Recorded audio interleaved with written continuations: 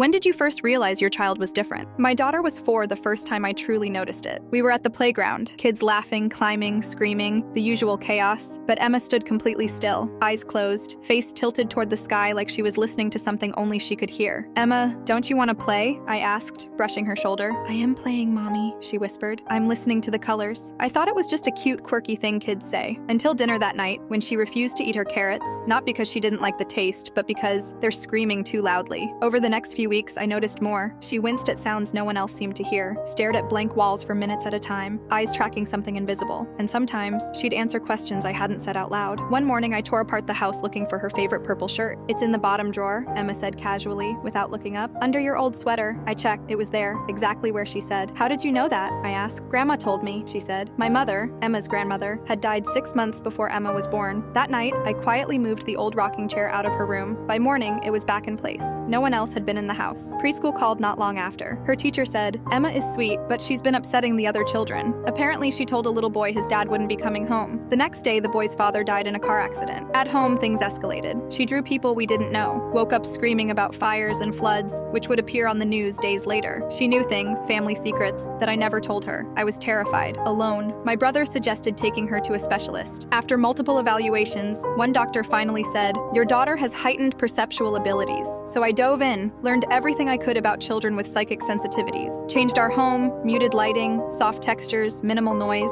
started recording her predictions, listened when she warned me not to drive a certain road, a semi jackknifed there later that day. She began to flourish. By 7, she could find missing objects, describe emotions like they were colors, explain yellow voices or sharp blue lies in a way that made perfect, surreal sense. Then the nightmares started. Same image, again and again, a dark shadow over her bed. "It's coming for me," she said. "It wants to take me away." I went to doctors, spiritual advisors, paranormal experts. No one could explain it. I started to doubt myself. Had I gone too far into this? Encouraged the wrong things? Should I have normalized her instead of nurturing her uniqueness? I stopped sleeping, stayed beside her bed every night. I used to believe the world made sense. Now I lived in a constant swirl of awe and dread. Then came the night everything changed. She hadn't been herself in weeks. The meds made her foggy. But that night, as I tucked her in, she gripped my hand tight. "Mommy," she said, her eyes suddenly clear. "I need to tell you something important." "What is it, sweetheart?" I whispered. "I'm not going to be here much longer," she said calmly. "But it's okay. I'm just going home." "This is your home," I said, trying not to cry. She smiled softly. "I was only borrowed. They're coming to take me back soon." 3 days later, she slipped into a coma. Doctors found nothing wrong. She just left. At her bedside, I felt a presence in the room. The monitors flickered. For a split second, I saw what she had always seen. Colors that sang, light that hummed. A soft purple glow filled the room. She took her last breath in complete peace. At her funeral, I placed her drawings in her tiny casket. Not because she needed them, but because I finally understood. She wasn't broken. She wasn't wrong. She was extraordinary.